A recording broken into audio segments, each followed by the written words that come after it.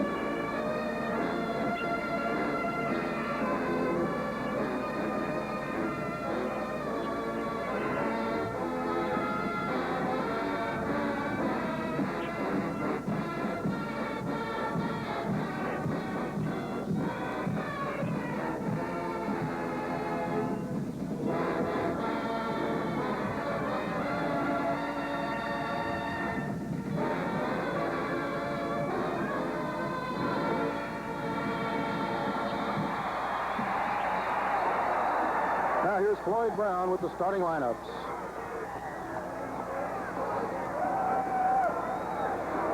And now, ladies and gentlemen, the starting lineup for tonight's game.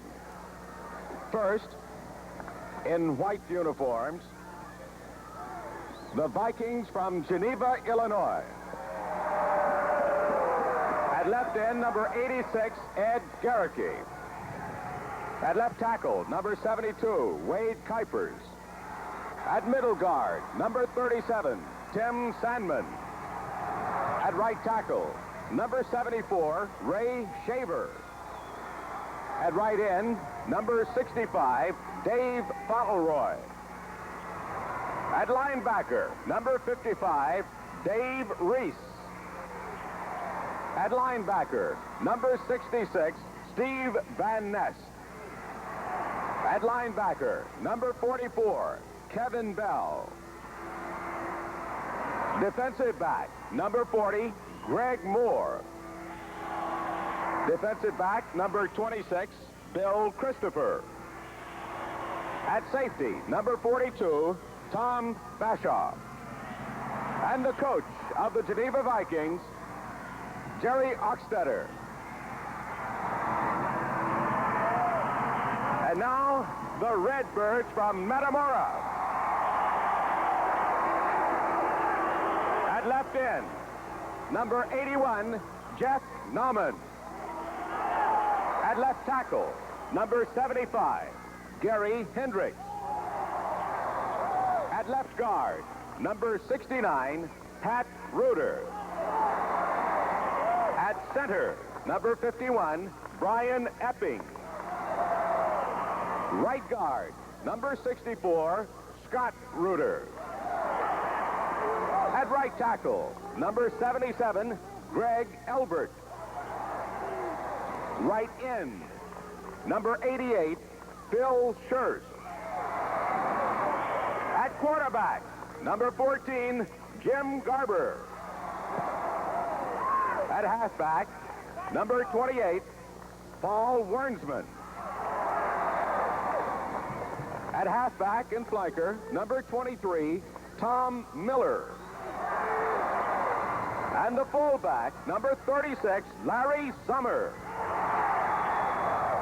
The coach of the Metamora Redbirds, John Helmick.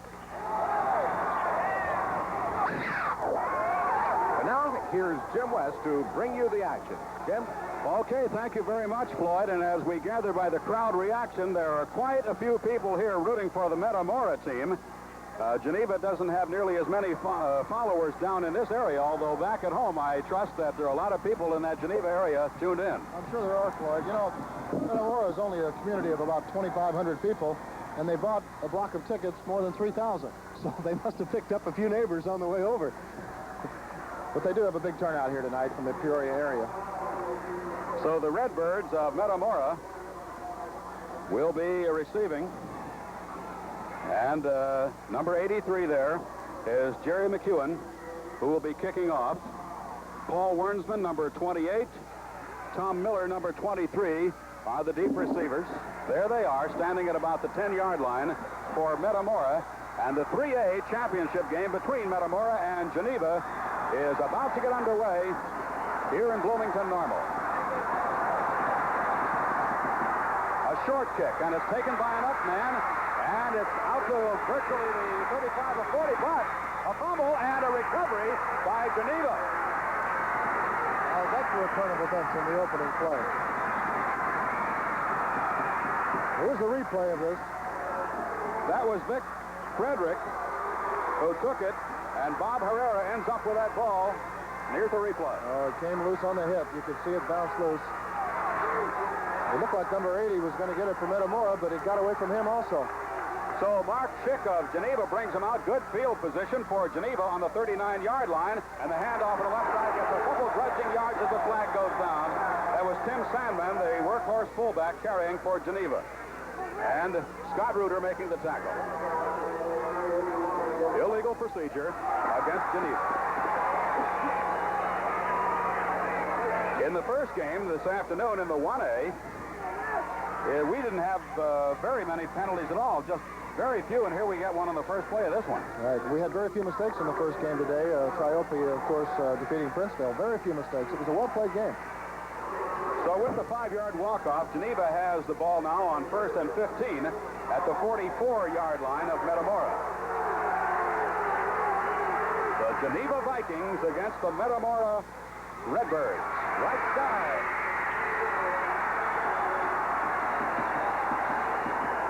And the tackle made by Tom Miller.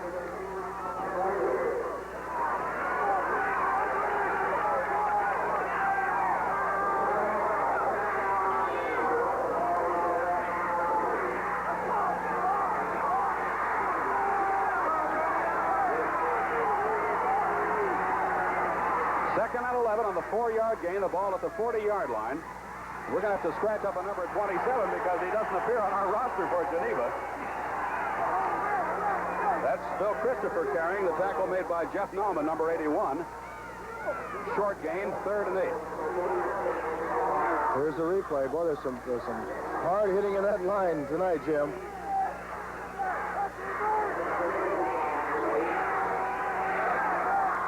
Third down and 8 and possibly a passing play. Let's see how it develops as Mark Schick brings the Geneva offense out and is back to pass. Gets it away. Incomplete. He had his man. Doing just a little behind him, Jimmy. Jurek just couldn't hold on. Scott Reuter there covering on the play. If you'll watch this on the replay, I think you'll see that the pass is just a little to the behind of the receiver. He has to go back and can't quite get it. He was in the open. So Geneva, which took over on a fumble, early on, fails to move the ball. Now Paul Wernsman is back, and he's the single man back. But they're not going to, evidently not going to kick. They're going to go for it right here. And back to pass is Schick, and he gets it free, but he drops the ball. Oh, my goodness. Greg Moore free. He was wide open out there, but dropped it, and they'll turn it over. Here's a replay. Well, they send a man deep on this, and Moore comes in underneath the coverage, and he is simply wide open. I think he must just for an instant look to see what's going to happen. It was right in the heart. So Metamora takes over, putting the ball in play on their own 37-yard line early in the first quarter. No score. Most of the play has been the midfield. A fumble on the snap, and they may have lost that ball again. Let's see who comes up with it. You think maybe they're just a little nervous tonight, Jim? It could be. Jim Garber fumbled the snap from center, but Metamora retains possession on this fumble. So they have fumbled twice in the only offensive plays that they've had, but this time they hold on at 2nd and 10.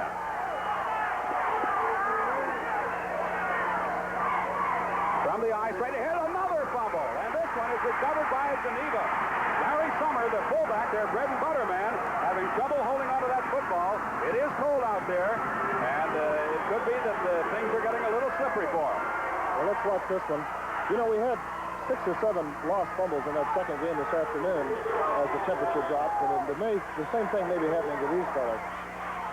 Fumble recovery goes to Larry Bashaw on that one, so here comes Geneva on offense once again as Mark Schick brings them out. He fakes the handoff and is back to pass.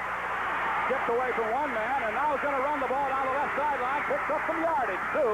He got about 6 yards out of that broken play. He got 2 fine blocks when he started to scramble. His teammates came back and picked him up, Jimmy. Let's take a look at this again. He gets a fine rush, and he realizes he's going to have to run. And now watch, he gets 2 blocks here. There's one, and there's the other.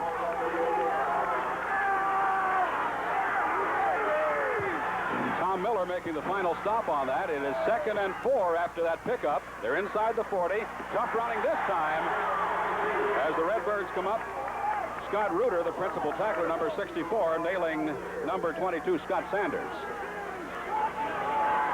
No gain. It'll be 3rd and 4. I think it's become pretty obvious, Jim, early that Geneva's not going to be afraid to throw the ball. They're sending some wide receivers out, and they're sending them deep. And, you know, it's not quite going to be the conservative game that some people thought it was going to be. Nor are they afraid to gamble on 4th down, as we noted earlier. And trouble here as Sanders was slowed up, and then they come in and catch him behind the 40-yard line. It was fine penetration by Larry Sommer. Indeed it was. So Larry Sommer has shown us that although he's had a little trouble holding onto that football thus far in this ball game, as a two-way ball player, game in and game out, who is principally the big man bringing him here. He's also the biggest man on their team in size. He's 205 pounds. Even though he plays fullback, he plays in the defensive line at tackle. Again, they're going for it on 4th down. It's 4th and 6 from the 40-yard line. And they carry it around the left side this time as Tom Bashaw is way down deep in Metamora territory as they circle the left side, and Scott Reuter finally comes over to take him out.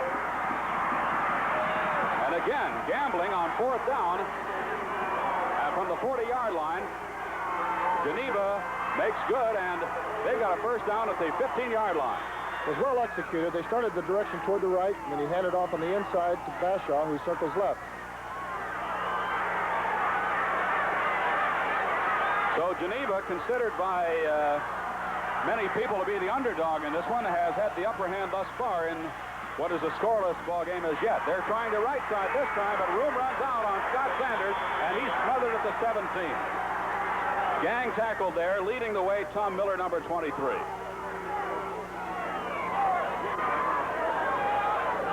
I think the offensive backs may have just a little trouble making their cuts tonight. It looks like a little glaze has settled over this AstroTurf from some of the precipitation we had, Jim.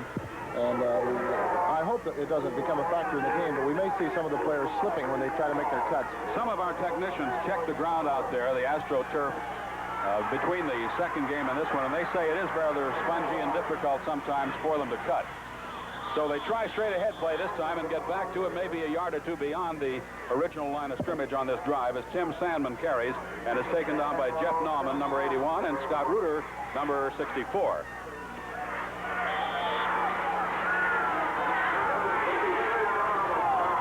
So they're at the 14-yard line, setting up a 3rd and 9 situation. Ed Guricke goes flanking out to the left side.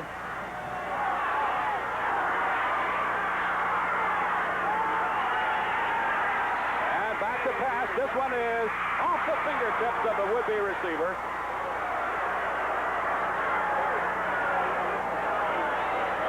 Greg Moore down there couldn't, and Phil Schertz was back to cover. Well, once again, they set 2 receivers deep.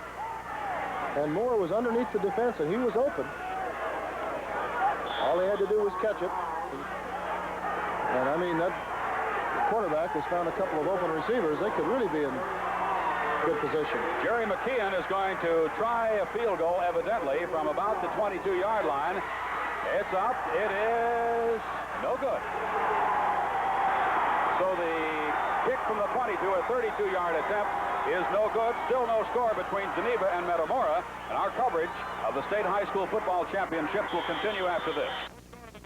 6:40, as you see, remaining in the first quarter. Geneva has had turnovers go their way twice, but have been unable to capitalize on it. A missed field goal gives the ball to Metamora at their own 20-yard line. The Redbirds bring it out. They're under the direction of quarterback Jim Garber, number 14. And he flips out to the right side, and there's very precious little running room over there for Paul Wernsman, who gets a couple, maybe 3, possibly 4, before Tom Bashaw is there to ride him out. Here's a look at the Geneva coaching staff. Jerry Oxtetter, of course, the head coach, 10 years at that school, Jim. Well, every now and then they'll shuffle in plays. The coach will send in alternate ends to do so, and he is sending in Vic Frederick right now, probably with a play, as the Redbirds coach John Helmick sends in most of the plays from the sideline. But this one fails to get them anywhere, as Larry Summer, their bread and butter fullback, is again nailed by Tim Sandman, who is his opposite number, but playing on defense now. Little feeling there, maybe, huh? Well, let's take a look at the hitting in this line, Jim. He sets him up for the big hit. Well, these boys are playing some tough football in the trenches. 3rd and 6. Back to pass is Garber. He's running for his life as he loosens out to the 30, incomplete. So Garber was trying to hit Phil Schertz on that one, but it falls incomplete. He got the hand on it as he was falling to the ground. They're off the play action. He's back to the left side. Here's the play again. It's an awkward position for him to throw the pass. It was almost a good pass, just a little bit too far.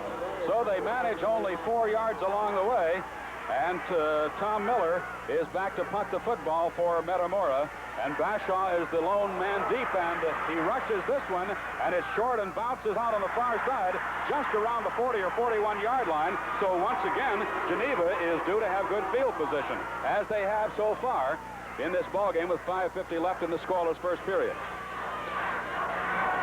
It was a high snap, Jim, and as if you'll see, I think it's number 81, Pete Post, who almost blocks it, coming in from the right side. So just shy of the 40-yard line, Mark Schick, the quarterback, brings him out once again. And they try the left side on a counter play as Tom Bashaw carries it to about the 35-yard line. It's a nice play. It's an inside handoff after they start one of the running backs to the right. And bring him back through the middle, through the hole. Jeff Nauman's been in on a lot of tackles for Metamora. He was in on that one. It's a gain of 5, 2nd and 5 at the 35. Dive play this time as they hand it to Sandman, but he gets maybe a yard. Again, Jeff Nauman on the tackle. This Geneva team will most of the time use a slot tee, occasionally a wing tee, counting very heavily, as does Metamora, on the fullback. But neither fullback has been all that efficient so far tonight, probably because they're being keyed on. A flag goes down as Scott Sanders circles the left side for apparent good yardage, but let's see what the penalty's going to be.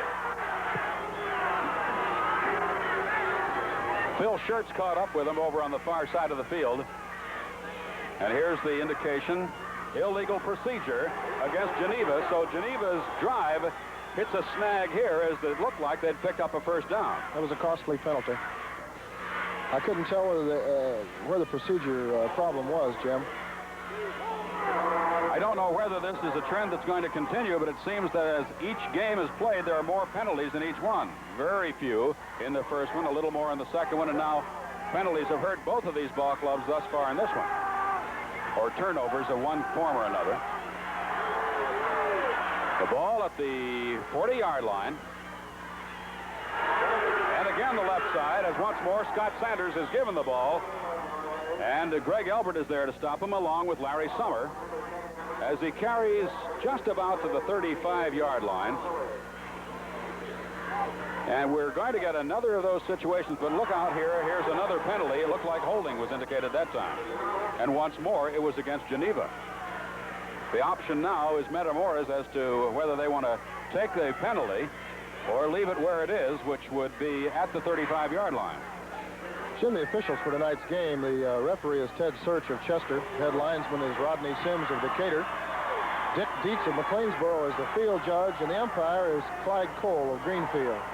Well, that holding infraction was too good to pass up for them, and it carries back to the 50-yard line. And they probably had some concern on their part as to whether Mark Schick might now just come back, go to the air, and get that 20 yards they need for a first down. He has been known to do that in times past. And he is back to pass. Long, and it's incomplete. Off the fingertips of Tom Bashaw, and he has come so close tonight in getting completions to his receivers, none of whom so far has been able to hang on to that slippery football. Is it the cold? Is it the wetness of the football? I don't know, but I'll tell you one thing. This quarterback has been on target, Jim. Now, this is a nice pass. He laid it up there softly, and the man ran right under it. It was just a little out of his reach. It wasn't quite as easy as it looked at first glance. Well, no gamble this time. They kick and barely get it away. And it's a good kick that goes out of bounds on the far side. And the officials will angle it out somewhere in the neighborhood of the 20-yard line, maybe inside it. Still no score with 4:01 left in the first quarter. Our coverage of the state high school football championships will continue after this. Identification.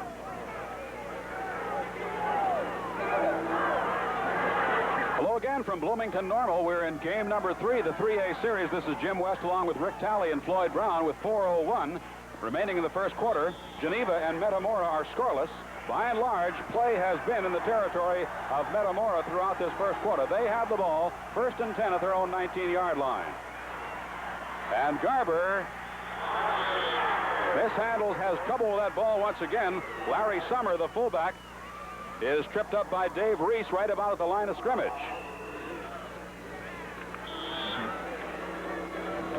Here's a look at it again. He had it like a loaf of bread, Jim, but kept hold of it that time anyhow. Well, around Illinois and the rest of the country, we've had super weather until just the last couple of days, and this may have some bearing on the way things are failing to develop. They try the left side, nothing doing. A great open field tackle that time on Wernsman as Greg Moore is there to take him down.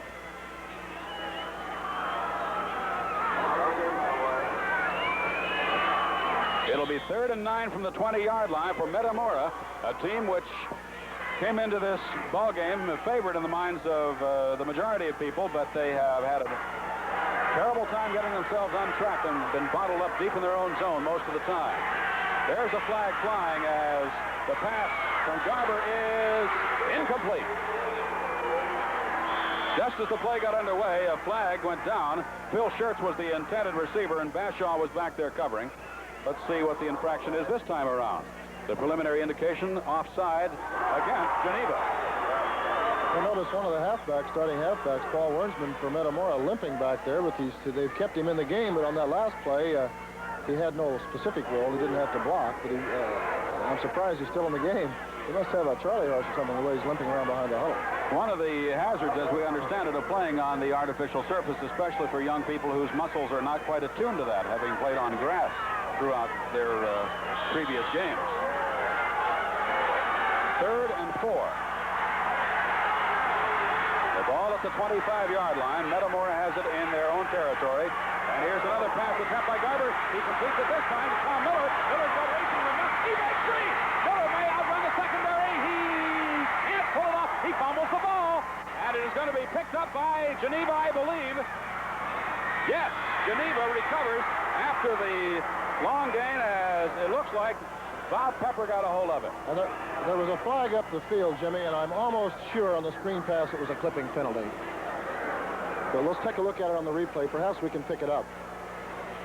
It's certainly a well set up screen. He started action to the right, came back to the left. There's the clip right there. I thought I saw it, yes. Now he makes a nice run, but he gets hit so hard on this that the ball just springs loose. He knocked him down, but he wouldn't stay down. He wanted to get up, so he grabbed at him. Well, Geneva's going for that ball when they tackle a lot tonight, too. It's causing some of the fumbles. Well, it makes sense because if it's difficult to hold on to it, they might as well go and try to strip it. Well, obviously, Geneva declines the penalty because on the fumble, they gain possession. So once again, Metamora, this time on a drive, turns it over. It's a 3rd lost fumble now, I think. Let's take a look at this clip again.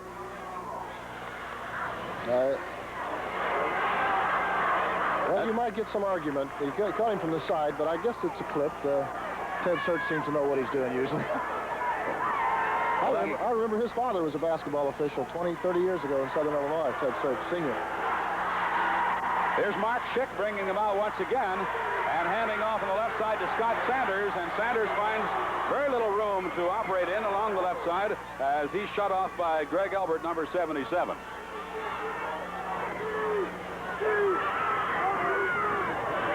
One thing that Metamora has in its favor now, as opposed to the first 2 turnovers, is this time, while they lose the football, they lose it in Geneva territory, and the onus is on Geneva to move it upfield or risk giving field position to Metamora for the first time in the ball game. 2nd and 11.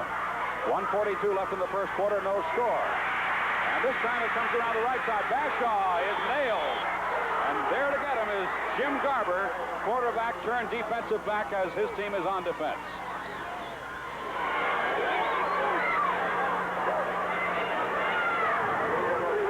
Here's a look at that Metamora defense, Jim, as they set up for that play. You can see Garber coming all the way across from the middle, across the field to make the tackle. It takes the quarterback, doesn't it, sometimes to know and sniff something like that out. Excellent instinct. 3rd and 8. The ball at the 26-yard line as Schick on play action gets a pass away, and this time he completes it as he gets it out to number 40, Greg Moore. You know, Jimmy, Greg had dropped 2 before, and I think you could almost see him saying to himself, I'm not going to let this one get away. Tom Miller finally tackled him. I'll say one thing. Moore has been open underneath the defense again. They're clearing that area by sending a receiver on through, and then they're bringing Moore right in behind him. So if the receivers keep getting open and Schick hits them, they're going to be hanging on. Fake, and here's the fumble. And the Redbirds have taken over. Metamora recovers the fumble. Tom Backstrom.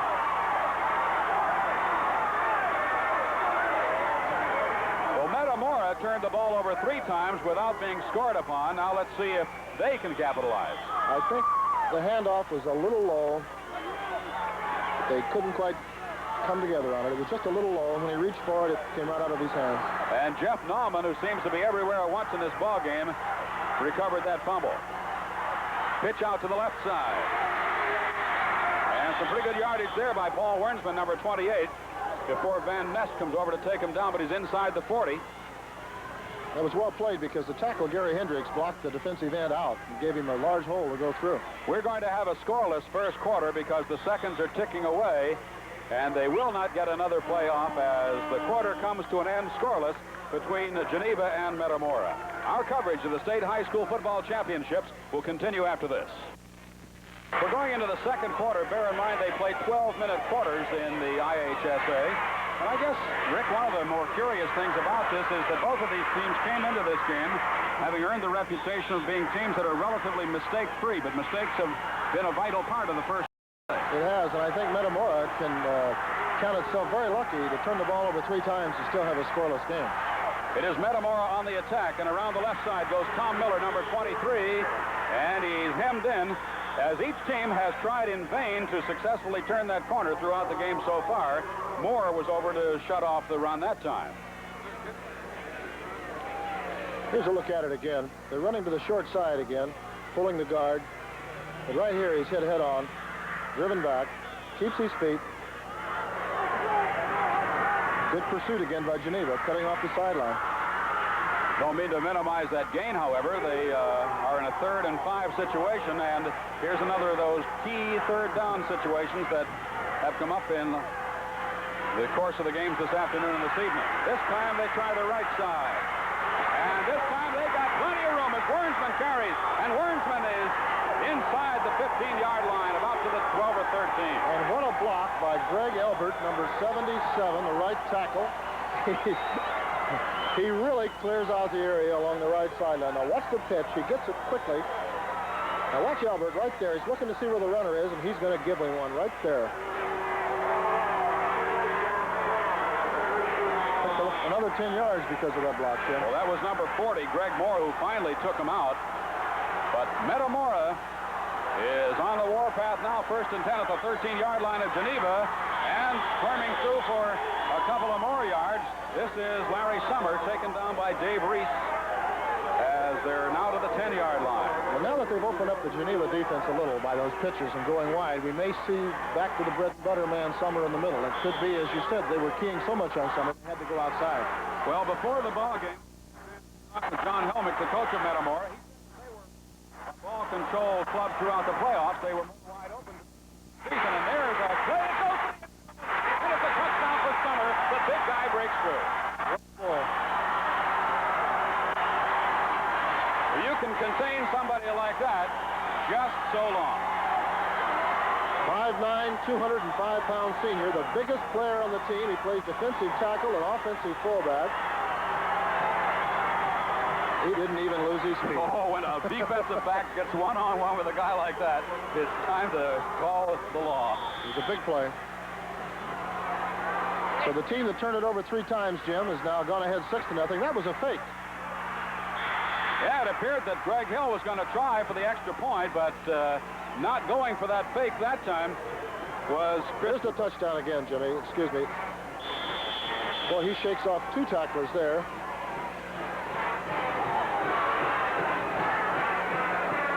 And so into the end zone he goes, and Metamora now has the lead of 6-0, and our coverage of the State High School Football Championship will continue after this. Rick, on that attempted extra point, I suppose there's room for argument as to whether it was a fake or whether it was mishandling on the part of the holder. I reacted quickly and called it a fake because the kicker went on through with his kick and his leg went up as if they had planned it. But it could be, the snap was a little low, and it could be that they're so well coached that when the kicker saw that he had fumbled the snap, he went on through with it, and then the boy tried to scramble. So we really won't know until we talk to the players afterwards. Well, we'll see how things develop in the ball game, because that, of course, could be a big factor. Christopher and 22 are the deep men you see on your screen. Christopher, number 26, and Sanders, number 22. Tom Miller will kick off.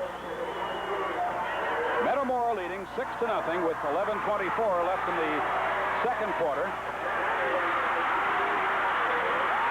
And Sanders manages to get out to about the 28 or 29-yard line before he's tripped up by Bud Tanton, who got enough of him to knock him off his pins at that point. This was billed as a game which would pit strong running fullbacks, and until we saw that run a few moments ago by Summers, that really hadn't materialized. It's Sandman's turn for Geneva to see if he can get it going. That is Sandman with the ball, but he doesn't get much. Sandman taken down as he crosses the 30-yard line by Tom Miller. There was a flag on the play, Jimmy. Illegal procedure against the Geneva team. They had a gain of about 3 yards on the play, and that is going to be wiped out as Metamora exercises the option to have it walked off. So it'll be 1st and 15 from the 23. Well, that takes them out of their fullback offense, Jim. Well, it doesn't necessarily take them out, but I think you may see them go to someone besides Sandman on this play.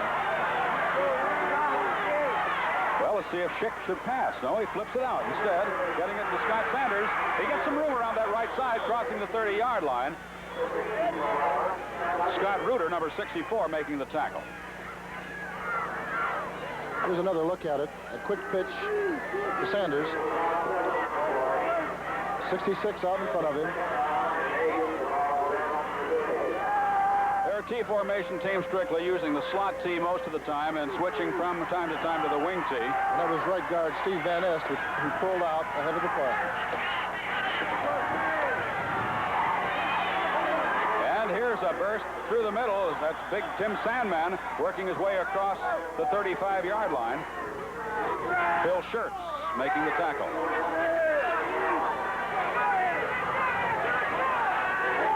Good blocking here.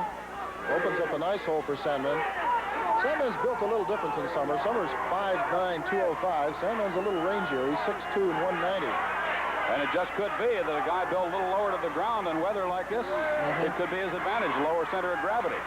This is Sanders trying the right side and nothing doing. No gain as he was met by Larry Summer. It looked like he may slip. He may have slipped just a little as he made that cut, but he knew he had very little room to run in. Well, this means that it'll be kicking time for Geneva. And Wernsman goes back to receive at around his own 30-yard line as Scott Sanders is prepared to punt. Gets it away.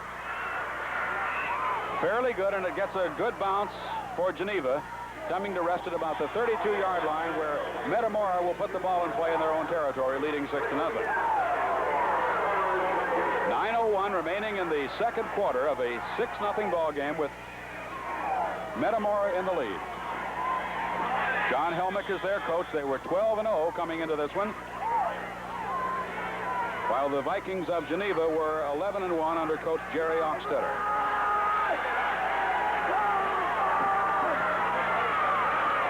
They come out with a short slot and the pitch to the right side, and a fine defensive play there by Dave Reese as he filters over. Reese, number 55, catching up with Wernsman and dropping him for a loss.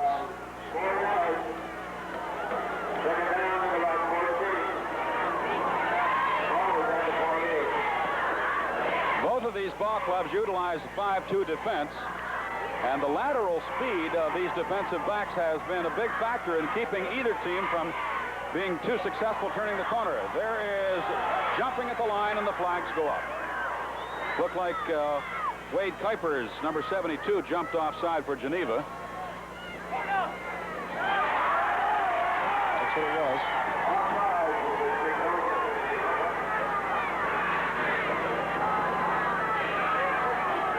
Number 63 for Metamora, Martinowski comes in, Rob Martinowski. Hope the official remembers to pick up his flag back there. No, Sommer just reminded him of it. Sommer, he didn't want that thing laying around in his backfield. They give you the wrong frame of mind when you come out and the flag's down before the play even starts. 2nd and 9. And the quarterback is keeping this one as Garber carries around the left side.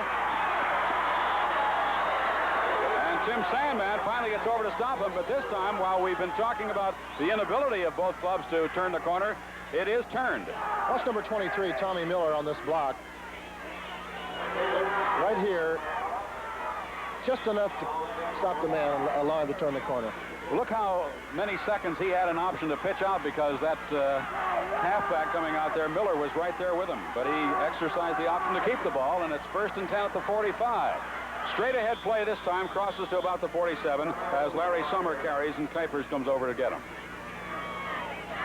Boy, that Summers is a powerful-looking guy. He looks like he'll definitely be a college prospect, as do several other players out there. You have to wonder, man playing defensive tackle and fullback, which way he'll go when he goes into college.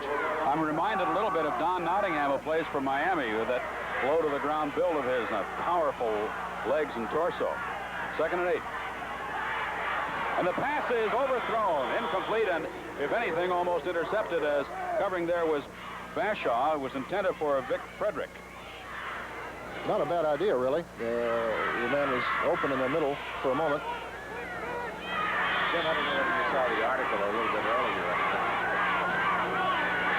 But Summer's older brother was an all-state quality fullback, and he's now a paramedic. He's getting a great deal of That's right. enjoyment out of seeing his younger brother. And he also played for Metamora. This one is ill-conceived because there to pick it off is Kevin Bell, an excellent piece of opportunistic football by number 44, Bell, as he realized that they were going to send one out into the flat, and he was there to get it. So it is grabbed off by Geneva as they trail 6-0, and our coverage of the State High School Football Championships will continue after this. Here's a look at that interception again, Jim. Kevin Bell, just like another member of the backfield there, coming from his linebacker position. He must have heard them in the huddle. Those flat passes can be very dangerous, and this results in a turnover as Geneva has it on the 37-yard line of Metamora. Schick putting the ball in play, and a quick opener gets it down to about the 30-yard line. That's Sandman. Yes, sir. Mr. Sandman strikes again. Tom Miller tackling him. Watch this hole on the right side. Boy, yes, sir. That's blocking.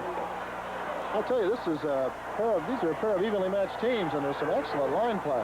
And Geneva's blocking has picked up considerably as we moved into the second quarter of this ball game, and they're threatening now on the 31.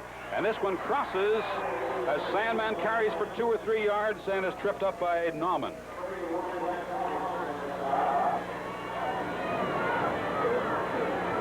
That'll make it a 3rd and 2 situation as it's on the 28-yard line of Metamora.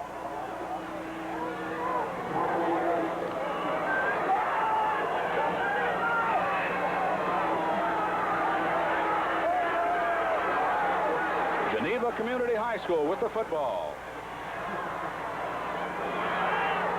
The fake as keeping the ball. That's Mark Schick, and he's got room to ramble. Touchdown.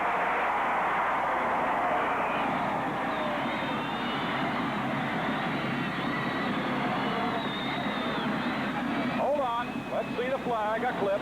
It's a clip, and it's going to be called back. Well, if they call clipping on Scott Sanders, there may be a lot of question about this. It looked like a clean block. Let's take a look at it. Now, I'm not sure where the clip is, but I thought 22 laid a good block on this man. That's Scott Sanders. Well, turned his I back. suppose you could call it a clip, but it looked like the would-be tackler turned his back just as the block came into him, but the official called it a clipping penalty. So, I personally don't think that's a good call. I've seen too many defensive players do that when they see the block coming. it depends, I suppose, a lot on the position of the official at the point at which he sees it.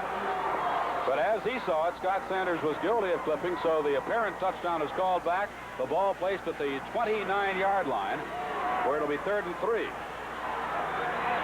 Yeah, a well-executed play by Schick, who is now back to pass. Long one. Watch out. It's picked off. Interception made by Phil Schertz, and Schertz is ridden out on the near side by Greg Moore.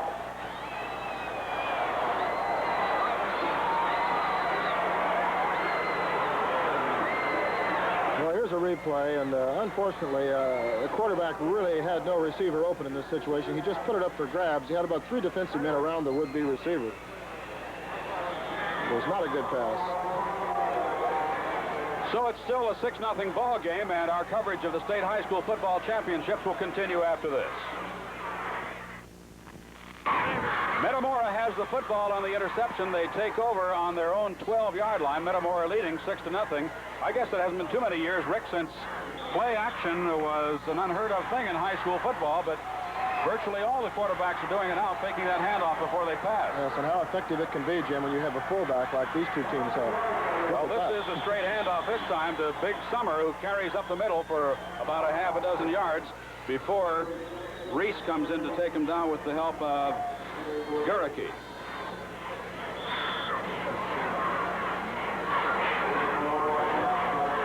Call it a gain of 5, 2nd and 5 at the 17. 4:55 left in the first half of this football game. Metamora with the ball, and they lead 6-0. Again, they're going to the workhorse fullback, and again, Summers carries for big yardage nearly to the 30-yard line, and it took a good effort on the part of Ray Shaver to come over and make a saving tackle.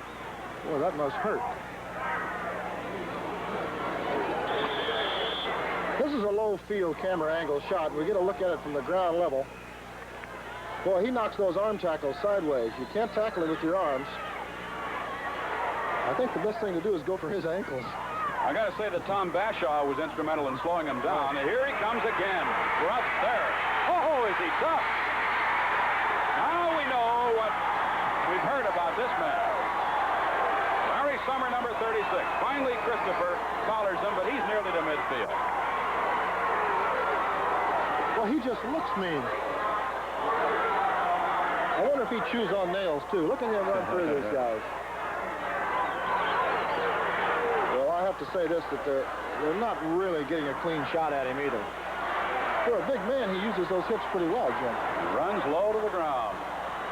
Here he comes again.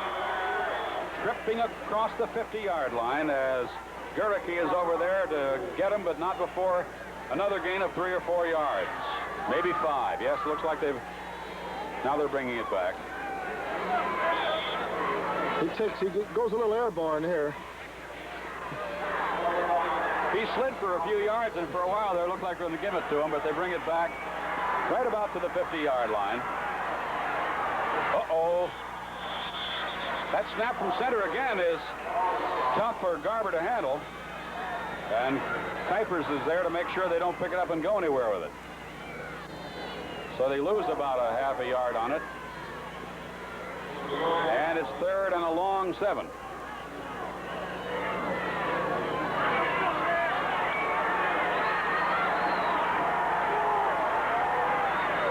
A low-scoring game compared to the first 2 contests this afternoon, both of which were one-sided.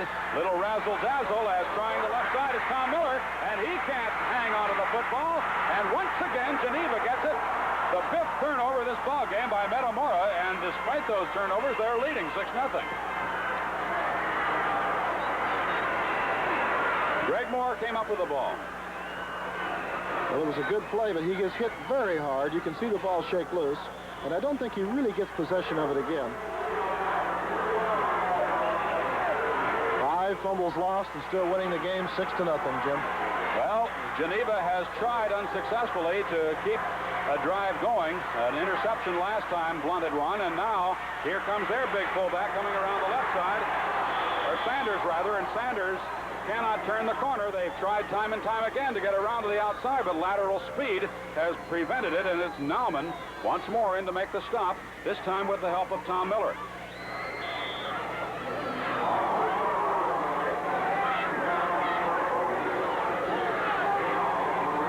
So they lose 4.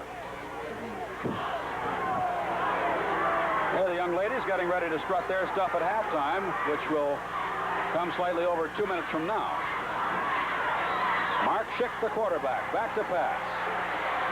And just beyond the reach of Gericke, number 86. The incompletion makes it 3rd and 14. Metamora got a pretty good pass rush. He did not have a lot of time. Well, he had enough time, just let him a little too much. The psychological edge that would go to Geneva if they should score just before halftime would be a big item here, but Metamora is not giving them much.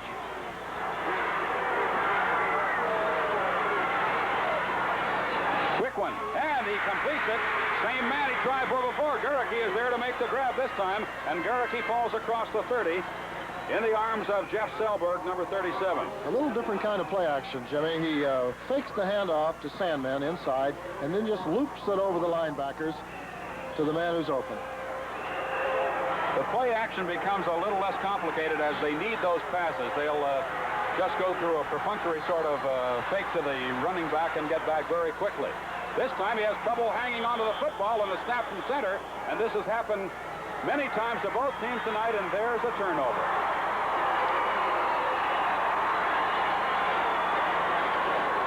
I don't Frederick is there to...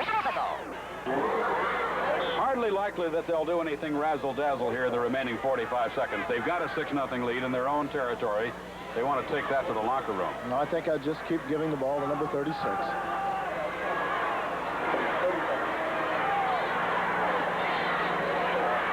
Well, they decide on somebody else this time, faking to Summer and giving to Wernshaw, and Kuipers comes in to make the stop.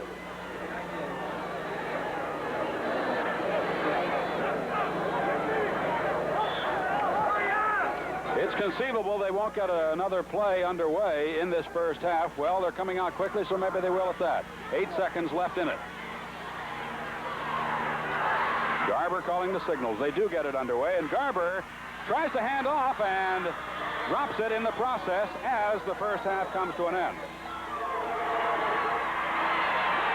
So in stark contrast to the high-scoring ball games we saw earlier this afternoon, in which the winners got away early and scored often and one going away, this one is a real close to the vest affair.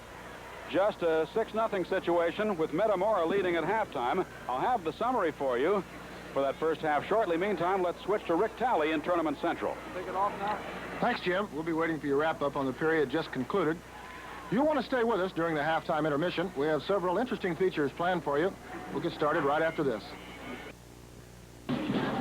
Well, it's been a most interesting first half between Geneva and Metamora, and a favored Metamora team, although turning the ball over 5 times, is leading by a score of 6-0. It was billed as a battle of fullbacks, and Summers and Sandman were both having difficulty getting on track.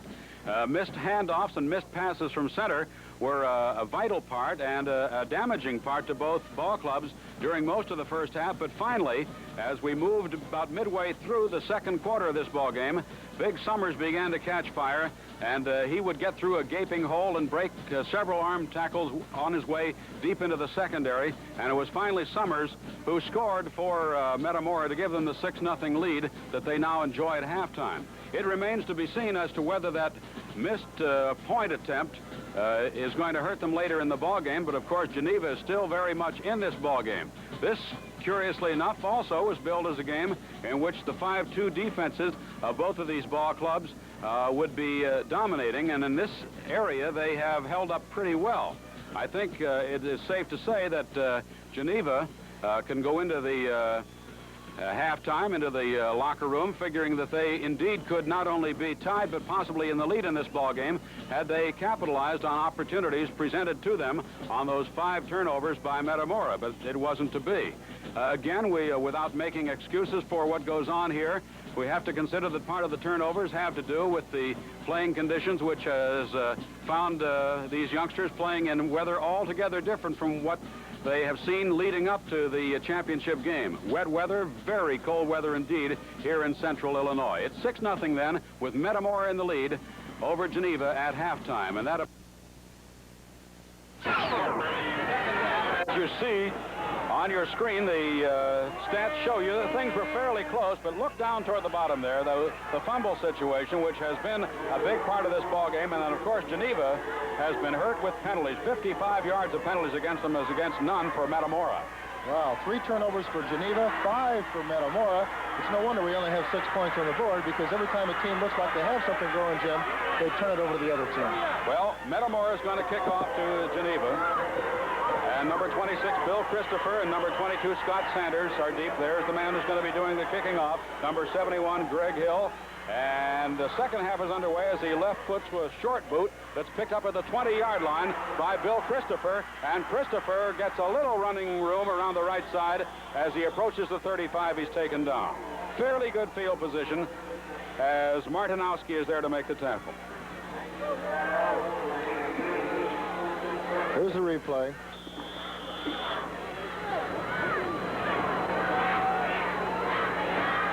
Tries to pick up a wall, changes his mind, goes to the right. Nice tackle. That's where the tackle has to be, right down at that knee. I think some of these short kicks have to do with the footing out there. They have to be a little more gingerly in their approach to the ball than they would be if they had good traction. Yeah, we've seen it all day long, Jim. In all 3 games now, we've seen the teams not be able to kick the ball deep. Perhaps perhaps tomorrow with 4A and 5A, we'll see a little more of a kicking game. Depending, again, I suppose, on field condition. But that's a gain of 3 yards on the carry by Sanders. And Mark Schick, number 5, is the quarterback for the Geneva offense as the Vikings come out. And look out. Now, that was an obvious case of a lost footing. He tried to change direction, and you can see that he slipped.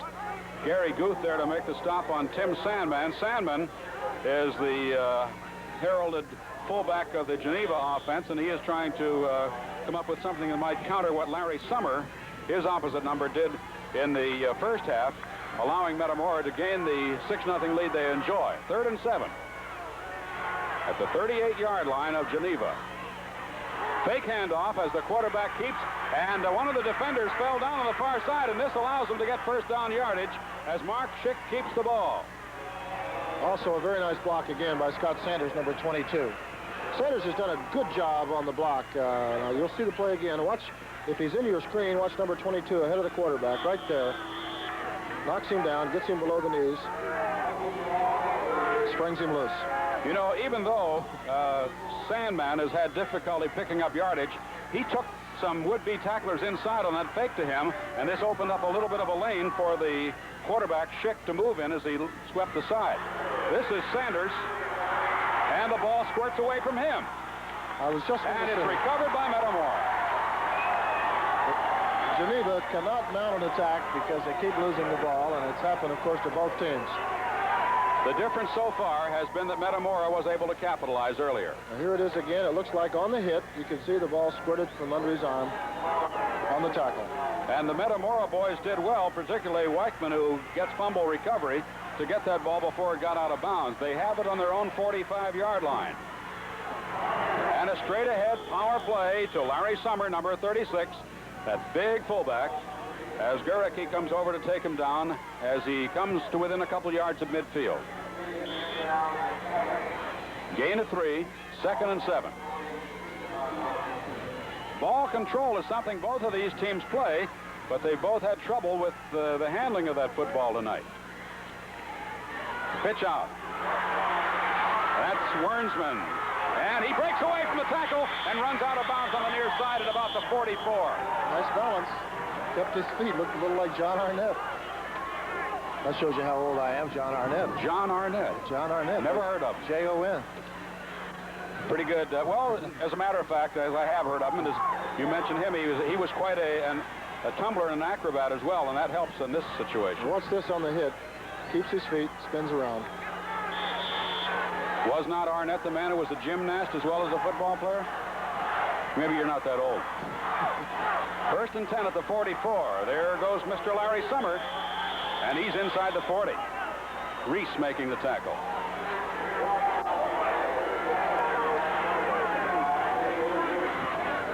Jim, we're overwhelmed at your tremendous recall here tonight. I think he's got him mixed up with the guy on Gunsmoke. Judging by Kelly's comment, I think he's underwhelmed. 2nd and 5 at the 39. They may call that on the offense, Jim. It's hard to tell, but I think there was movement on the Metamora side first. Yeah, Kuiper's jumped, but I think he might have been influenced by a move by Vic Frederick, number 80. And indeed he was. I don't think we can see that again, but if we could, you'd probably see a great similarity between that and the play the Bears run often. Just remember in the heat of battle who said that, folks. Rick Talley.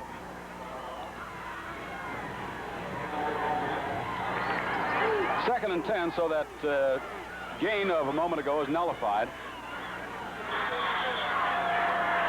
8:44 left in the 3rd quarter of a 6-0 ball game. Metamora with the ball. They have the lead, and stumbling this time is Larry Summer as he was unable to accelerate past about the 30, make that the 44 or 43-yard line. Mark it at the 44. You know, this is the ironic part about playing on artificial turf, because the whole idea of artificial turf is to make it a consistent surface for teams to be able to have good footing, and no team would be handicapped. But in this situation, I think they'd be better off playing on soggy grass. It's a 3rd and 9, and back to pass. The ball is complete. It's caught by Nauman, and Nauman, who's been sparkling on defense, turns to the offense as he grabs a pass and moves to about the 27-yard line. Bashaw there to make the stop along with Christopher. Here's a look at it again, Jimmy. Not really much play action. Sent the man through and found him wide open down the middle. Laid it up high and made a nice catch. Garber's height helped him that time getting that pass away. He hands off to the fullback. Summers falls across the 25. Garricky there to make the stop. Well, he's indents in that stadium floor. He's so big. The stadium tilts to one side or another depending on where he is. Look at those legs. Pile driver.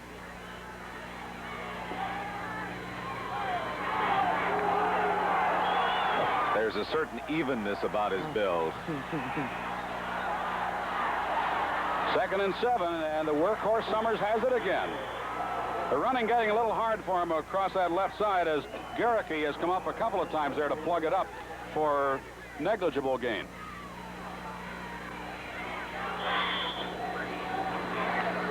I'd be surprised to see him come in this direction again. That Garricky is getting tougher and tougher. 3rd down and still 7 yards. No gain on that play. The ball at the 24-yard line. Metamora. And this time he's got the room. They try that side again. They just simply dared him to make the stop for a 3rd time in a row on Summers, and it was impossible for them to stop him before he got to the 10-yard line. Finally, Moore was there. Well, I'll tell you what happens here. They ran inside Garricky. Garricky was outside, and he cut inside before Garricky could pinch in on him. And they had blasted the tackle pretty good, and that left a pretty big hole. Well, Tom Bashaw, number 42, is a pretty good tackler, but he was unable to take him down with that arm attempt, and that's all he could get was an arm on him. There's a flag as Summers goes to about the 8-yard line. Garricky there again. Well, this is an awful big touchdown, Jim. I mean, it's 6:48 to go in the 3rd period, 6-0. You know, it could really put Geneva in a catch-up situation. As it is now, 6-0, they can stick with their game plan, but it would put a lot of pressure on them if they give up a touchdown here. And, of course, if Geneva should stiffen here, even though they missed their extra point try earlier, it's conceivable that Metamora could go for the field goal. You don't see it nearly, of course, that much of it in high school ball as you do in college and the pros, but it's something to be considered. Well, in this particular situation, it would be a very big field goal if they can convert, because 9-0 is out of reach, at least for one touchdown.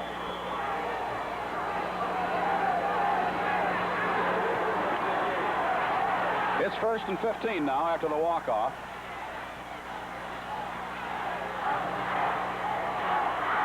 Summers straight ahead to about the 7-yard line, and the crunching strength that this guy has up the middle makes it imperative that the secondary get there in battalions if they're going to stop him.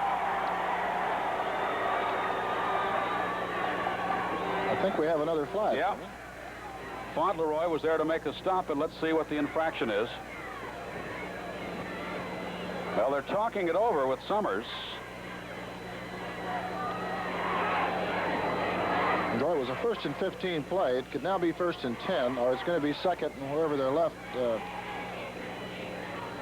Well, he had carried it down to about the 7-yard line. It's going to be about 2nd and 7 or 1st and 10. So they're going to give up 3 yards to get the down is what it amounts to. They're putting it at the 10-yard line instead of the 7, but it'll mean that they haven't consumed the down. So it's 1st and 10 at the 10. Yeah. So we've had 5-yard penalties each way, and they're back to the 10-yard line. Summers tries the left side. He hasn't done that very often of late. Reese is over there to make the grab, and he gets it to about the 8 or 7. It's a nice defensive play by Reese. He cut him down just as it looked like he might break loose for another 5 or 6 yards. Well, before the ball game, we talked to John Helmick, the coach of Metamora. He told us his fullback would carry from 20 to 35 times. He wasn't kidding. No, he wasn't. He's put a lot of bruises on those other fellas. And here he goes again and fights his way to the end zone. Summers strikes again. Bashaw was there to try to make the tackle, but he fell out of his grasp. Well, here's a familiar look.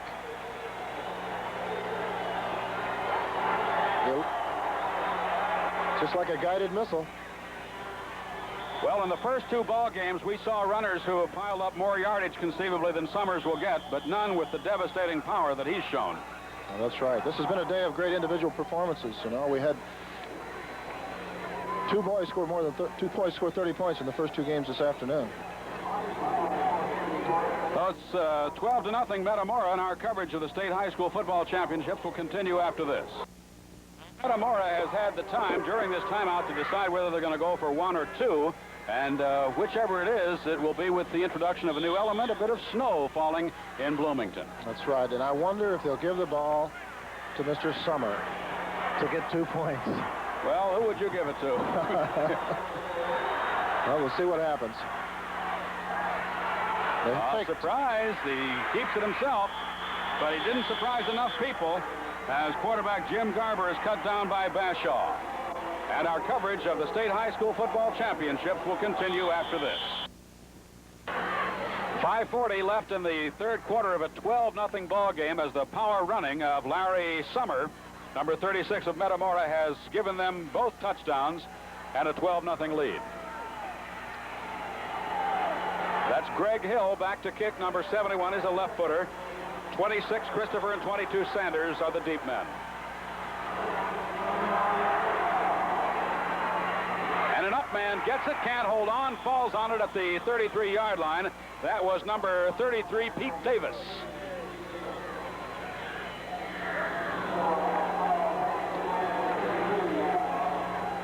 And again, a short kick. Fellow's not getting much traction with the soggy field out there. Have to play it a little cool. It's at the 32-yard line.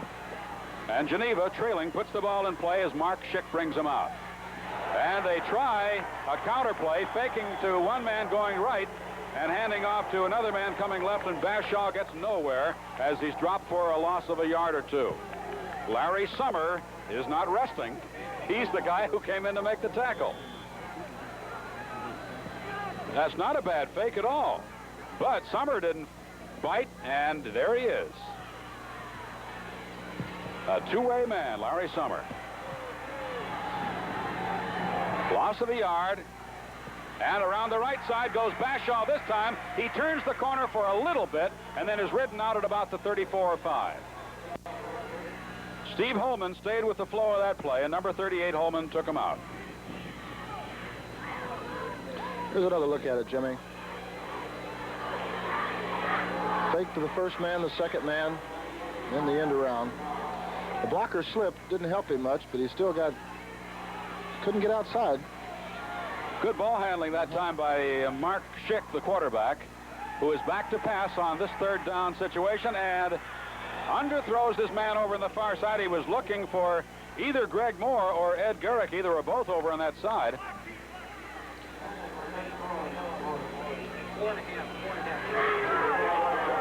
So they're going to have to give up the football with 4:35 left in the third quarter of this 12-0 ball game, and Metamora leading 12-0 stands to get their hands on the football.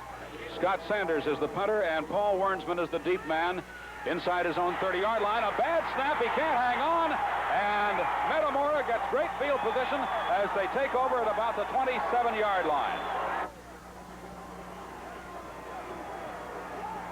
So a break for Metamora, who leads 12-0. Our coverage of the state high school football championships will continue after this. Well, you can see he was all ready to make the punt. That's the replay, and it just slipped out of his hands. It's got to be treacherous out there trying to hold on to that football. One of the players mentioned to me today, not only was it slippery, but the football is hard. I mean, it really gets cold and hard, and they just have a hard time keeping hold of it. And actually, the pass from center, contrary to what I said, was not bad at all. It was the mishandling back there. Now here's a flip out to the near side, and that is Wernsman going out of bounds at about the 22-yard line. Bashaw taking him out.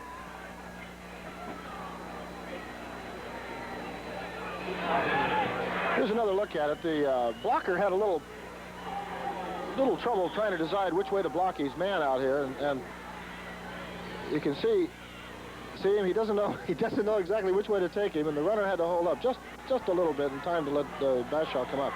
And you'll notice that he faked a handoff to Summer. That's got to freeze a few defensemen back there. Frighten them. Here is Warrenshaw trying the left side, hemmed in, and then goes straight ahead after he gets out to the outside and picked up a couple yards that he didn't appear that he was going to get. And again, when he started to make his cut, you could see his feet not be able to grab on the turf.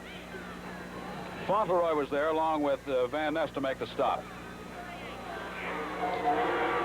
We'll show you this again. We'll show you how rugged that defensive play is in there. And what's the tackle on this, Jimmy? Ooh, that's smart. That's head on head. So Geneva continues to hit hard and play a tough football game. They are down, however, 12-0 to Metamora. And if anything, Geneva has failed to capitalize on numerous turnovers by Metamora, and that's the reason they're down. But here is a holding penalty against Metamora on that last play. So that'll set them back to the 34-yard line, where it'll be 2nd and 17. Well, will they abandon ball control or go to the air? They pass. And it's complete to Nauman, number 81. And Nauman is inside the 25-yard line before Moore stops him.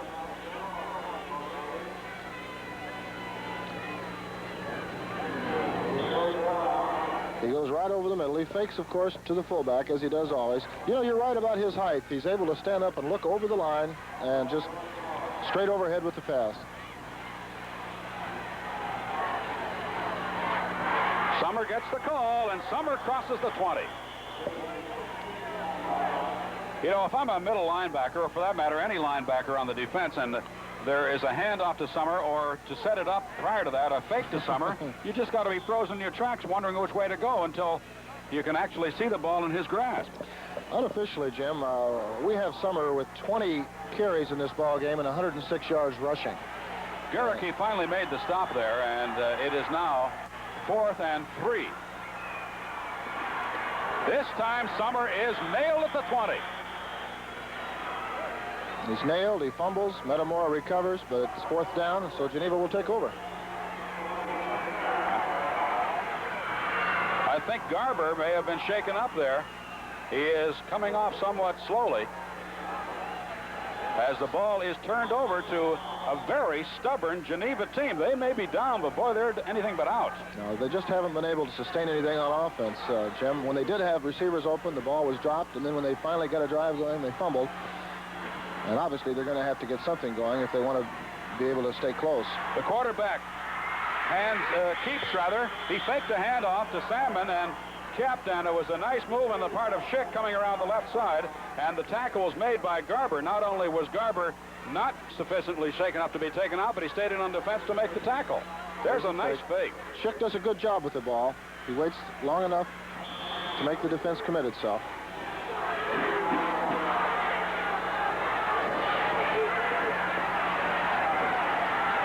So it's a 1st and 10 for Geneva at their 34-yard line. They've got time to do something about this 12-0 deficit, but they lose the football and turn it over once again to Metamora as Elbert is there to grab it.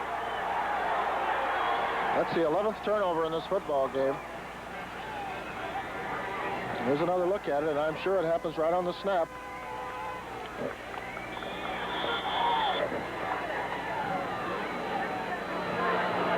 There has been more mishandling of the snaps from center than there has been situation of losing the ball on handoffs. It's unfortunate because it's obvious it has to have something to do with the weather condition, Jim. Garber back to pass to the near side, and he gets it out to number 39, was it? 38. Okay, Steve Holman. There he is, old Steve, 38. Steve is very cautious on this reception. He doesn't worry about his hands. He lets that football come right into his midsection. That's where he wants it. Christopher took him out. 2nd and 6 on that 4-yard gain. And the pitch out to the left side as the flag flies. Wernsman carries and is wrestled out of bounds at about the 33 or 34-yard line. Christopher is over there with the help of Reese. It's probably illegal procedure, and Geneva will probably turn down the penalty. I would think so, because Wernsman, once again, as has happened so often in this game, was unable to turn the corner, and your suggestion of illegal procedure was right on.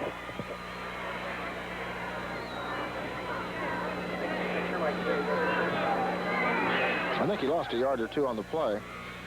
It's kind of interesting. He has such good speed to the outside, but he still can't turn the corner out there. I think it's the surface. I think it's the surface, Floyd. I just think that all the players are losing 1 or 2 steps out there because if they're afraid that if they make that real sharp cut, their feet are just going to go right out from under them. But he's super quick. He is a quick player, yes. But what happens is they get out there, it's when they go to make the cut that they run into trouble. Off the play action, the pass is complete. And Schertz has it for the touchdown. Phil Schertz. Bashaw was back there to try to stop him, but the taller Ranger Schertz gathered in the beautifully thrown pass by Garber. And here it is. Well, he was open, no question about it. He put it right up there on his fingertips. Now that is a very damaging touchdown, Mr. West. And here's another angle from it. Perfect pass. Man was wide open. So Phil Schertz is the guy who makes the grab on this one. Here's the try. And this one is perfect. No doubt about that one as the kick goes through the uprights, making it a 19-0 ball game as Greg Hill adds the extra point.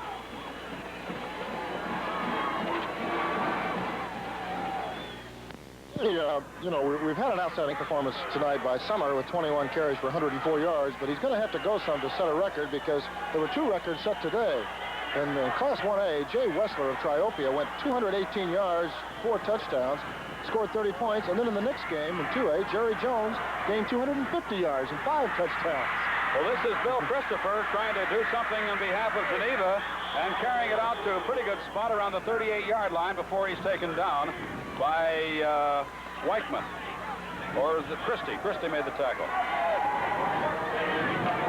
Here it is again.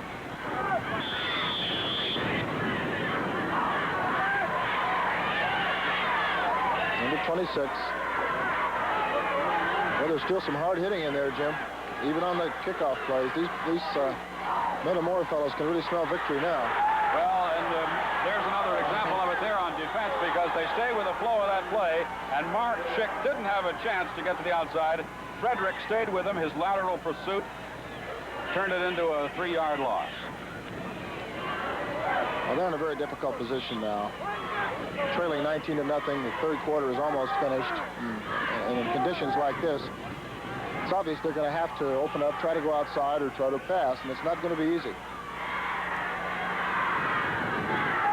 Little razzle-dazzle this time as Bashaw takes it and quacks across the 45. Excellent call. Close to a first down. Excellent call. Inside handoff and the hole open in the middle of the line. Speaking, as we were earlier, about good two-way ball players, Garber has done a good job, but maybe a little too good a job, or somebody did that time because face masking is the indication. Let's see if we can spot it. You can see the handoff. Started the flow in one direction. Now there it is on the tackle. I can't tell whether he did it or not, but he came pretty close. So that is a 1st and 10 now as they walk off after the face masking infraction to the 38-yard line. Pitch out to the left side. And Christopher can't turn the corner this way. So difficult to turn that corner outside. Steve Holman, number 38, containing him.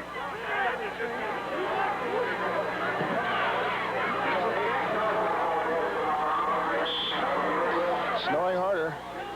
I guess some of the best running that either of these teams has provided so far has been on the influence type stuff where they'll send the flow to the left side and crack back across the middle to the right. Part of that, Jim, is because the surface is so difficult for footing, it causes the defensive players to slip also when they try to change directions. Well, we just saw another example of it that time as Christopher, a moment ago, had tried to go on the left side. He carries up the middle for a sizable gain. But that's the end of the third quarter. Metamora leading Geneva by 19-0. And our coverage of the state high school football championships will continue after this. Okay, Mr. Talley, I pose this one to you. 3rd and 1 on the 29-yard line. The team with the ball is trailing by 19-0. Go for a biggie here or play it kind of cozy and just go for the first down? No, throw a pass over the middle. Okay, for a touchdown? If possible. All right. Mark Schick would love to do that, but they play it cozy and hands off to Sandman, who goes to, well, perhaps first down territory. Reuter was there to make the stop. They'll never get that defense pulled in any tighter than they had it then. Close enough for a measurement.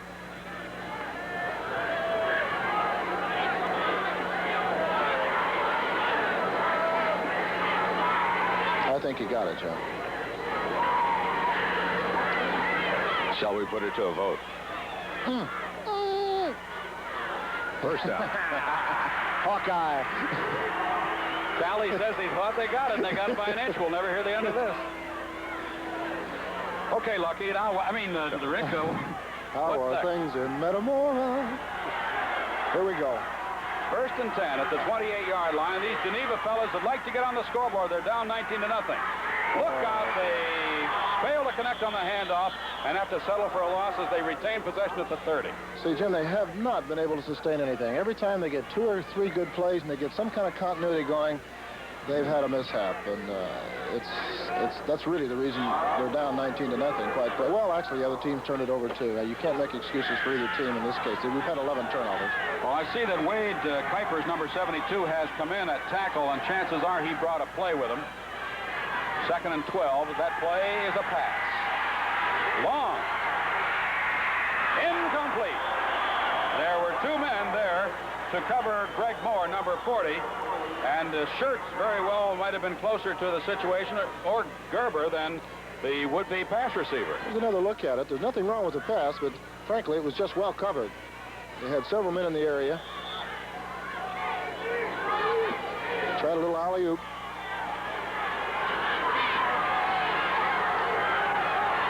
So that makes it 3rd and 12. And again, a pass play as Schick is back. Gets the block he needs to get it away. Complete. Very good. Garricky carries it out at the 13.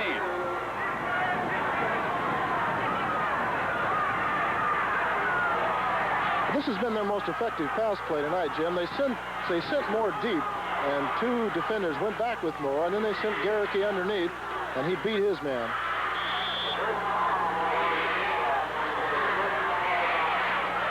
Garber there to ride him out of bounds. But the first down sets them up at the 13-yard line, and a very quick move from the sidelines to get that left end in, as they were very nearly going to get a play underway with only 10 men on the field, and there is a flag. Chances are that end who came rushing in didn't get set in time. I think he came straight from Soldier Field.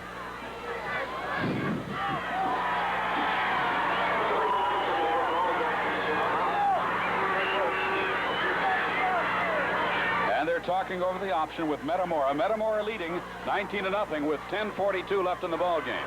I think he gained about 4 yards on the play. I can't imagine him not taking the penalty.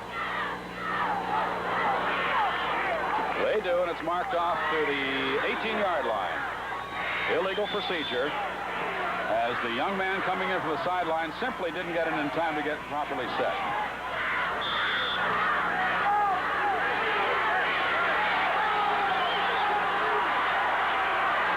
First and 15 at the 18.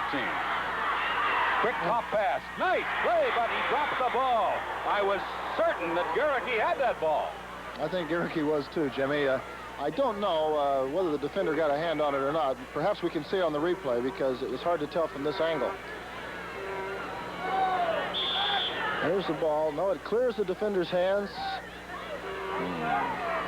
And clears Garricky's hand, too, unfortunately for Ed. Slippery. There have been a lot of passes dropped tonight, Jim, just like there have been a lot of footballs dropped on handoffs. Well, here's a handoff that succeeds, but the run itself fails to materialize for Tom Bashaw as he's nailed at about the 22. Both teams are having difficulty springing men on wide plays. They just can't seem to get it going outside. Now, each team has on occasion come right back with a fake to around one end or another, and then a straight handoff up the middle off the fake. However, game conditions being what they are with 3rd and 18, I think maybe we might look for that ball to be put in the air. They don't have many alternatives. They have 2 plays, of course. They're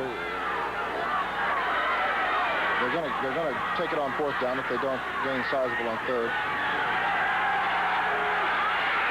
Schick is going to try to throw, and he does. A lovely pass. Oh, and Gehrke's got it for a touchdown. A lovely pass. You know, once Schick got to the outside, the defense had to come up and guard against the run, and that's when he was able to release it.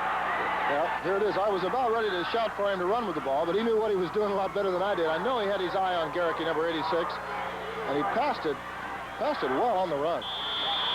So Gehrke atones for the drop football a moment ago by grabbing this one for a touchdown, and now Geneva will try for the extra point. The kick is up, and McKeon makes it good for their 7th point with 9:42 left in the game. Metamora leads by 19-7, and our coverage of the State High School Football Championships will continue after this. Another look at this touchdown pass, and after Mr. Gehrke catches the ball, he does quite a bit himself to make sure this touchdown scored. Watch him lower his head and drive that defensive back into the end zone. So Geneva's on the scoreboard. Wernsman is deep along with Schertz for Metamora as Jerry McKeon will kick off. They've all been short kicks in these ball games, but this is an exception that proves the rule as it goes to the 12-yard line. And Wernsman's got it there and scoots across the 30 before he's driven back. Well, with 9:35 to go, Jim, I would think they would go back to their fullback offense. Well, I would have to agree with that, especially when you've got a guy like Larry Summer to call upon to churn out the yards and not so incidentally eat up the clock. That's right. That's exactly what they must have in mind. It's at the 30. If they can keep from dropping it. And that's been a big item. Well, there's your man, Summer, and he's to the 36 or 7. Fauntleroy's got him. Well, there you see the situation that's set up for tomorrow. As tomorrow at noon, WGN Television 9 will telecast the Class 4A championship between Joliet Catholic's Hilltoppers and the Cyclones of Griffin from Springfield. Then at 2:30, the Deerfield Warriors battle the Boylan Titans from Rockford. A pair of big games, Jim. They should be great games. This one goes nowhere. Consumes some time as Larry Summers carries up the middle. Ray Shaver making the stop. He gets a couple out of it. Enough to make it a 3rd and long 1 situation for Metamora. The Metamora Redbirds. And they've got the clock in their favor. And the Vikings of Geneva are trying to get a hold of that football, and over anxious. They get across that line, but the play continues as Summers lugs it across midfield and is ridden out on the far side. Larry Summer. Bashaw taking him out. I think inadvertently I called him Summers that time, but there's no S on the end. It's Summer. I don't want a big guy like that mad at me. Well, this is one of those free plays where a football team gets a free shot. The defense, after jumping offside, sort of let down a little bit, and Summer, of course, was wise enough and strong enough to keep going with the ball. Picked up about 15 almost, I would think. I'm sure coaches pounded players when a flag goes down like that, stay with the play. But, of course, there's a psychological thing in there that tells a guy to let up. So besides that, the linemen who did jump offside are off balance and not in position, and they're easier to knock sideways. So it's 1st and 10 at the 47 as that pitch out was low but picked up nevertheless by Wernsman. Boy, can he fly!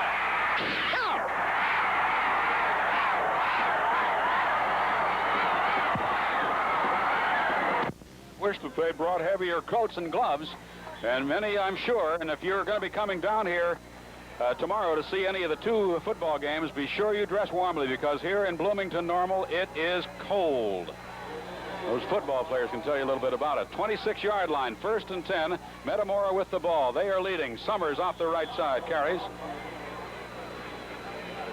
And Gehrke's there to nail him at about the 28 or 9.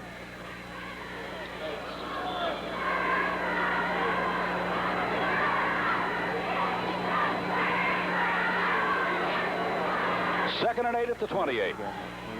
Oh, did he carry them? Yeah. Moving in that line again as the flags fly, and the play goes to the right side, and Summer spins out to the 47. Brother, what drive!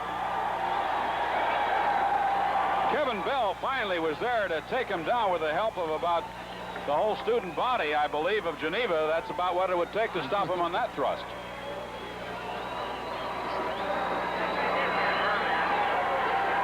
Well, there he is again. Boy, I think those knees are only about a foot above the ground sometimes. He gets down so low. Oh, they ought to call in the fire department. The other thing about Summer is that if you'll notice on that play, he shifted the ball from one hand to the other in order to manipulate his drive back into the middle after working to the right side. He thought that was a halfback. This time he keeps it simply in one hand as he powers his way to midfield. Well, Jim, unofficially, I've got Summer for 27 carries for 151 yards. Now, that's unofficial. I could be a few yards off. Well, in this business, it helps to be a few yards off because it makes the statisticians feel better when they correct you. What's the most yardage you ever gained in six-man football? I refuse to answer on the grounds of self-incrimination. Just think how strong this Summer would be on a six-man football team. Brother, he'd be all 6 men. 5 minutes left in the game, 25-7, as Summer and his friends from Metamora are in the lead. This one comes around the left side. That's Wernsman carrying, and he gets good yardage to the 40 before he comes out of bounds on the near side. It was Wernsman, you'll remember, who broke off that long gainer for a touchdown earlier. It was almost the same play because, again, he was trailing Greg Elbert, the pulling tackle. And he waits, as you'll see, he holds up and waits to give Elbert a chance to get out and make that block. Sideline came up on him, however, and he ran out of room. Well, when you talk about football being a game for huge men, it may be so in some circles, but we've seen the great runs of Summer powering up the middle, the pile-driving runs, but here is Wernsman, who is 5 feet 5 inches tall and 140 pounds. He came to play. 140 pounds, that's about Arnie Harris's size. That's before taxes. Before dinner. That is Arnie's dinner, 140 pounds. 40-yard line, 2nd and 17. That's Summer. Doesn't get much this time, but his contribution at this stage of a 25-7 ball game comes in the area of chewing up the time. That's right. Get the ball, keep it, make a couple of yards, and watch 30 or 40 seconds go off on the clock. Kuipers is the man who took him down there. Now, number 88 comes back into the ball game. That's Phil Schertz coming in.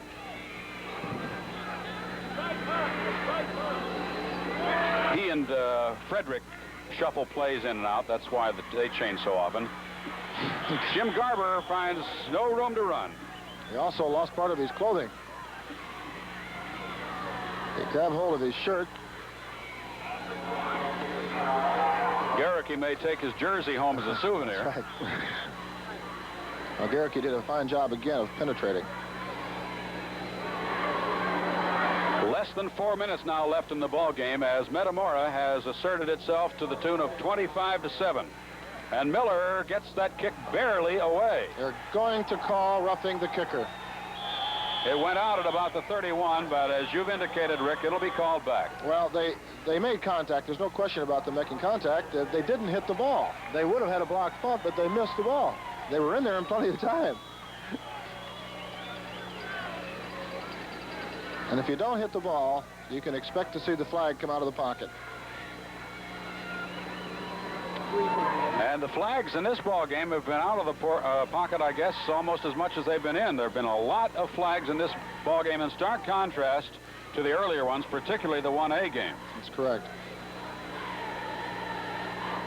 So Coach John Helmick of the Metamora Redbirds and his team are on the verge of a big win here in the 3A division. They went through the regular season and playoffs with 12 games, and it was an unblemished 12-0 record.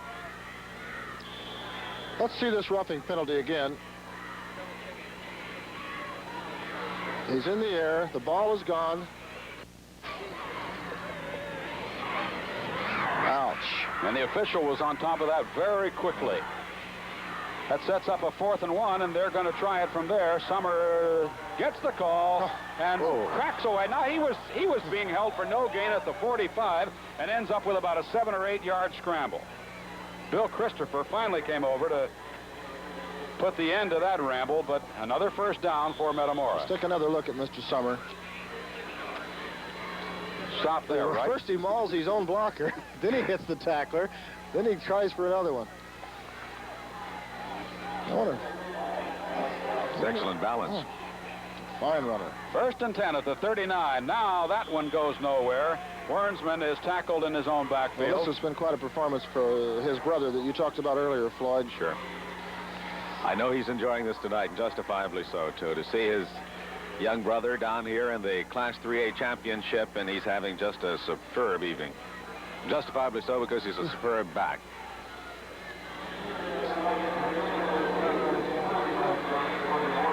Of course, I suppose if you're playing against him, you'd say he's just downright mean, huh? I wouldn't want to play against him. He is a big red machine all by himself.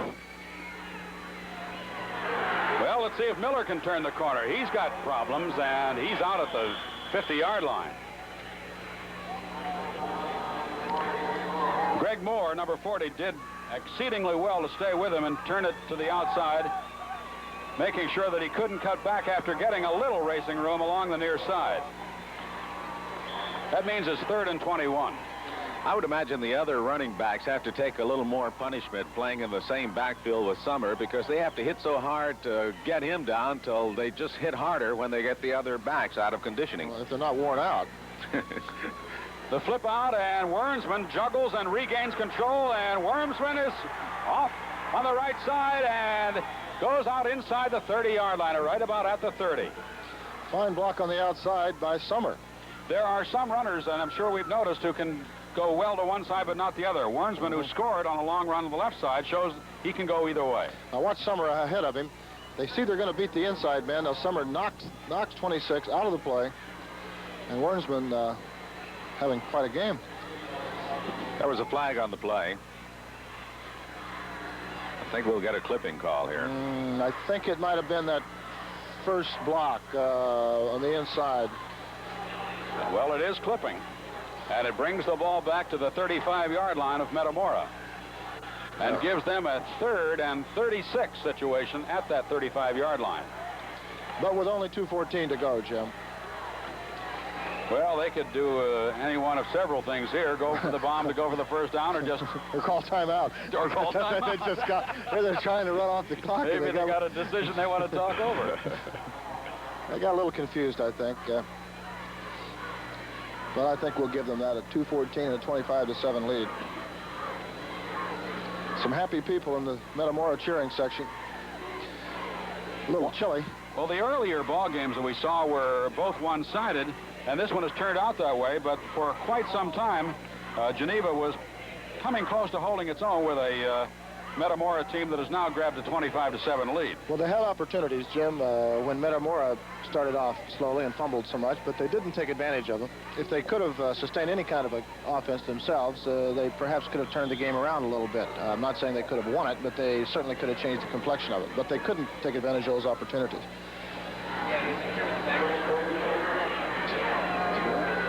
Uh-oh, contact on the line here. Looked like Scott Reuter, number 64, the offensive right guard, was a little premature in making his move, and thus the call against Metamora.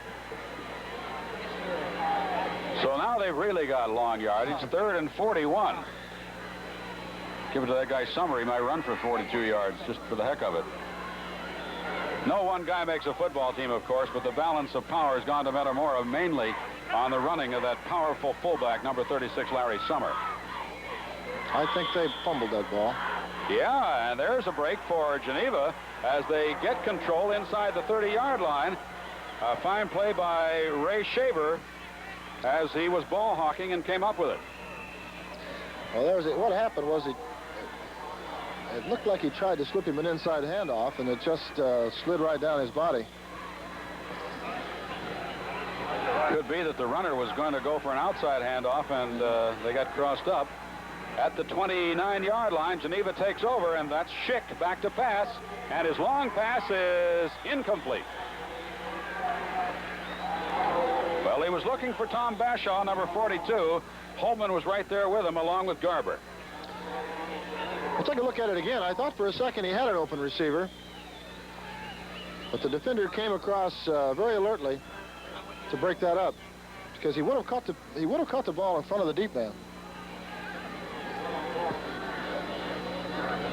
That makes it 2nd and 10 at the 29 for Geneva. Clock shows 1:52 remaining in the game. Geneva trailing 25-7 as the whistle blows. Well, Geneva has had a couple of illegal procedures called against them. They've made mistakes in this half, and in their anxiety to get on that scoreboard once again, they are once more guilty of it, and it'll be marked off to the 34. Well, certainly Geneva had a great season too, Jimmy. They lost their 2nd game of the season, I think, to St. Charles, and that made them 1-1. Then they went on and won 10 in a row. Came into this game with an 11-1 record. And Schick is grabbed and knocked down as he could not get out of the grasp of Selberg. You can see Selberg right through the middle. He blitzed right through, gets himself a sack. Part of a quarterback. Well, this is the 3rd game we've had today, and that's the first blitz that I can recall. Certainly the first one that's worked with any degree of success.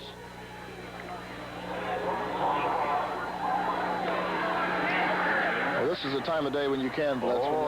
When you know the other team has to back up and throw it. No blitz this time, and he has the time to get the pass away. And on the near side, it is grabbed by Garricky as he goes down at about the 26-yard line.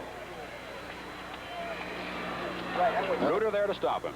That stopped the clock. We'll take another look at the pass. It's a well-thrown ball. A little soft, but perfect position for Garricky. He loses his balance on the reception and goes down.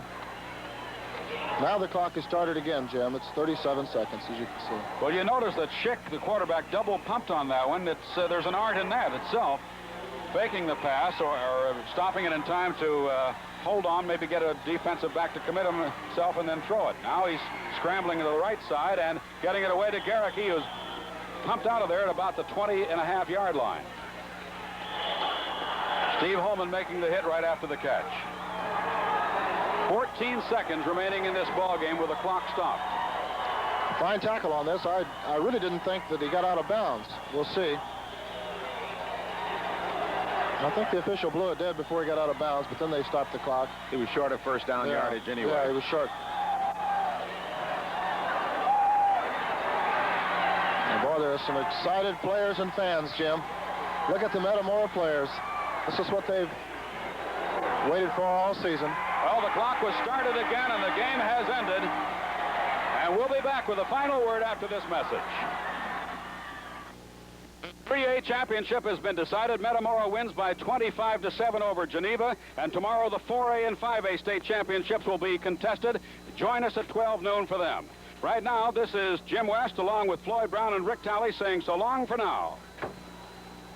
This telecast has been brought to you in part by the people in your town who bottle Dr. Pepper, the most original soft drink ever, and Burger King, home of the Whopper. The Whopper, just one of the many delicious ways you can have it your way at Burger King. This has been a WGN Television 9 sports presentation.